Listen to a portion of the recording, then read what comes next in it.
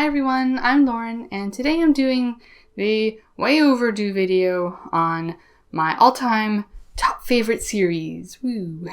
I did a few months ago my top favorite manga and my top favorite standalones, and I'll do links or something like that. And it's just the timing and everything went down and crazy, so I didn't get around to doing my series one, and I did want to make sure to do that, because really my top series is probably most of my favorites, so that'd be kind of a shame just to do my standalone and manga, and not get my super duper favorites in as well. So this was a little bit more of an interesting list to put together, because I have a lot of series that I've dabbled in, and there's been a lot of series that I've only read one book and haven't read the rest yet, so yeah. So for this list, I decided that I will not put it on the list if I've only read one book. For this, I considered it for the list if I have at least read 2 books in the series. Before I get to the top 10 of my favorites, I have some honorable mentions, which are ones that I really like, but I've only read one book in the series, or there was some other reason why I didn't want to put it on the list, but I did really enjoy a lot of part of it, and maybe could be in the top 10 in the future. So I wanted to bring them up right now, and I'll just go over the honorable mentions really quick. The Giver Quartet by Louis Lowry. I have read 2 books in this, but it's been way too long since I read them, so I don't really remember much about the second one. So, honorable mentions. Jurassic Park by Michael Crichton. The You series by Caroline Kepnes. I've only read the first one. The Iron Druid series by Kevin Hearn. Spice and Wolf by Isuna Hasakura. The 12 Kingdoms by Ono Fuyumi. The Song of the Lioness series by Tamora Pierce. The Band by Nicholas Eames. The City of Ember by Jean Duprow. I have read 3 books out of this series, and there's 4 books total. But again, it's been a really long time since I've read the second and third one. The Queen's Thief series by Megan Whalen Turner. And the Stormlight Archive series by Brandon Sanderson. Only reason why it's on honorable mentions is I was iffy on the first one, and I really liked the second one. So if I end up really liking the third book in the series, Oathbringer, then this has a potential to be on my top 10 as well. Okay, so now to the actual top 10. This is a little bit rough order, but I did try and make it as ordered as possible. But theoretically, if you asked me an exact top 10 next week, it might shift in a totally different way. So keep that in mind. This isn't necessarily like, haha, exactly this order. So for number 10, it's kind of my nostalgia pick. Partially because I wasn't sure exactly what to put in the 10th spot, and partially because I did really like it, but it has been a long time since I read it, so it's a little bit iffy on the 10th spot there. And that is the Immortal series by Tamora Pierce. I don't super duper remember what this is about, but it has this girl that has this really cool magic with nature-y type stuff, and remember, she was a pretty strong teenage kid main character, and I really liked that when I first read that. And just a lot of the other characters I thought were interesting from what I remember, and I think they talk about magic and stuff in here, and that seemed cool. Again, I don't super duper remember with this, but I did really enjoy it, so maybe on reread it might not be on this list. Or maybe there'll be some other series that will easily overtake this later. But for now, I'll say this is my 10th, and because I did really like this whole series. For my number 9 spot, Overlord by Kugane Maruyama.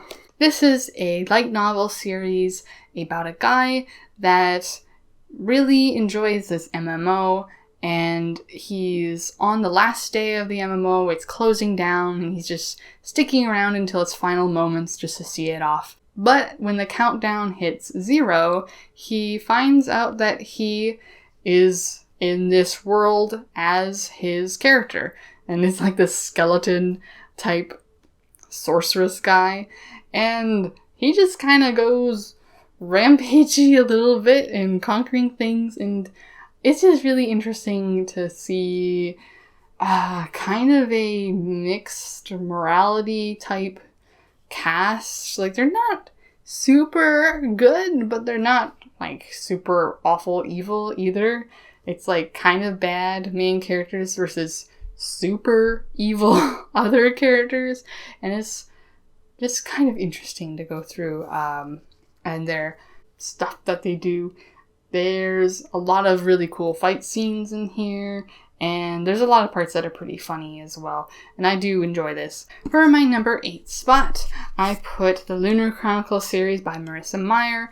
This is a sci-fi series with a bunch of different characters that are kind of retellings sort of various fairy tales. Like, obviously it's Cinderella, and she's like a mechanic, and then there's like this virus that's going around, and there's a lot of shenanigans that kind of overarch the whole thing. I haven't finished the series yet, and I've only read the first 2, but I have really liked what I've read so far. I am curious to see how it'll go in the series later, because I'm not even halfway. I still have quite a few books to read in this, but I did think it was a really interesting idea, mashing the fairy tale and type characters into sci-fi, and I think it was done really well. I get kind of worried that it'll be kind of cringy, and the romance was actually not too bad in here, in the first book as well. So my number 7 spot is the Mistborn series by Brandon Sanderson. This is kind of a weird one because I really, really liked the first one, and I really, really liked the third one, but I really didn't like the second one. But it's just a really interesting fantasy world with cool magic. There's a lot of cool fighting. In the first book, there's a lot of cool ball gown type mystique. I really like ballroom politics almost. It's kind of politics, but like lower level, and I like that.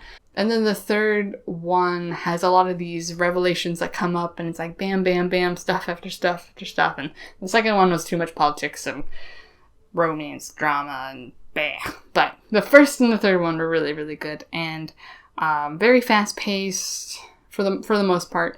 And yeah, for this I'm also only talking about Era 1, not Alloy of Law, and those ones I haven't read them yet. But based off the ones that I have read, I really enjoyed what I read, and so number 7. For my number 6 spot, I put This Squirrel series by Terry Pratchett. So this is a wacky fantasy type series. Like, I've heard absurdism thrown around a few times. I don't know if that's the appropriate word to call it or not. I don't know. I read 4 books in this series so far, so not really that many out of bajillion that this one has. But the 3rd and 4th book that I read were just really funny and really silly. Maybe a little bit confusing at points, but just, it's hard for me to laugh at random humor.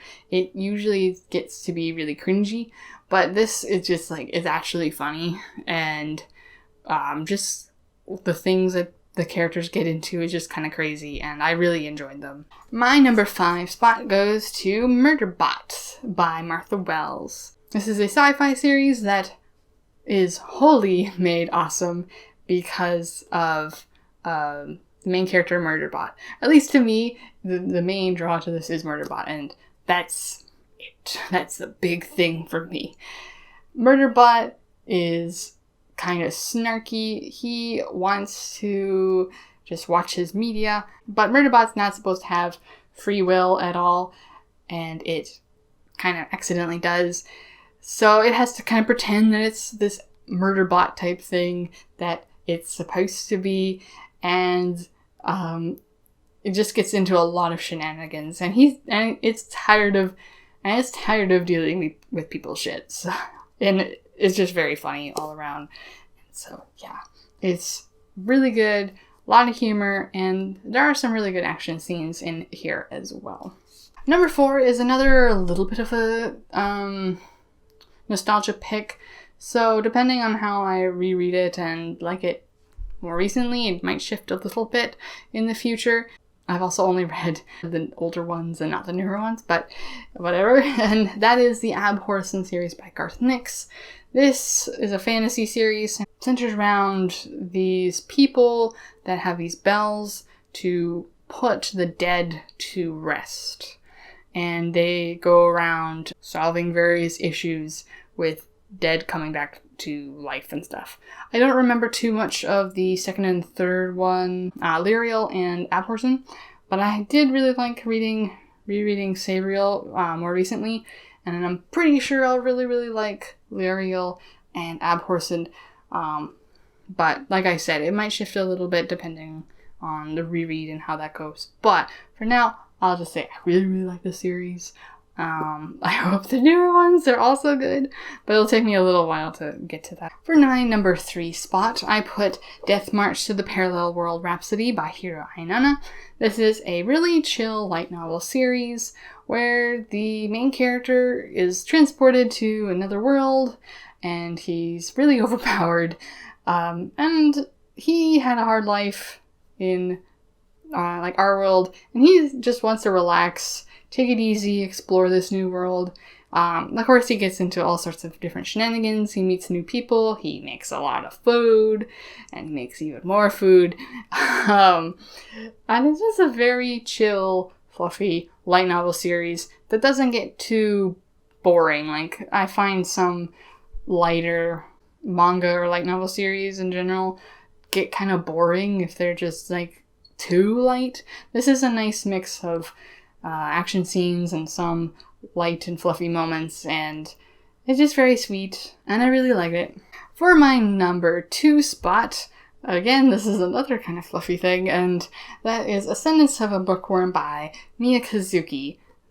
This is another light novel series. The main character is transported to another world. Again, instead though of being overpowered, they're reborn into a body of a really sickly young peasant girl, and her goal is to just be able to read books. But as a poor peasant girl, she cannot buy books. They're too expensive. There's no mass printing or anything like that. So she vows to get her hands on books any way possible, even if she has to make them herself. And it's just like, oh, so good. Again, another kind of fluffy thing, but there's enough direction in here, and there's a lot going on behind the scenes in this one, more than Death March, I think. And just how resourceful the main character is, it's quite fun to see. And a lot of the other characters that interact with her get kind of frustrated with how super focused she is with books, and that's just kind of makes a good funny aspect of it, I guess. I really like this so much. So for my number 1 spot, I'm technically putting 2 series in the same spot, and they're kind of almost in the same series, and that is the Riria Revelation series and the Riria Chronicle series, both by Michael J. Sullivan. These follow 2 people, Royce and Hadrian. Hadrian is more of a swordsman type guy. He's pretty chill. Royce is more of an assassin-y type guy, and he is not very chill. He's pretty grumpy. And they pair up together, and in the Riria Revelation series, they are accused of killing the king, so they have to try and figure out who killed the king and who's behind all this, and that's the start of it anyway. There's a big overarching thing. And then the Riria Chronicle series is more smaller adventures before the Riria Revelation series. So this one starts off with how they met and how they got onto their first job together, and then it continues with other various jobs that they have taken before this. And they're both so good. Riria Revelations does a lot more of foreshadowing. Like in the final one, it's like, oh, that thing from forever ago, I see now. That's why that mattered, and things like that. And the Riria Chronicle series is more great for me because of the action, and there's a lot of humor in here. There's humor in both of them, but I think there's more in Chronicles. And so they're both very, very good.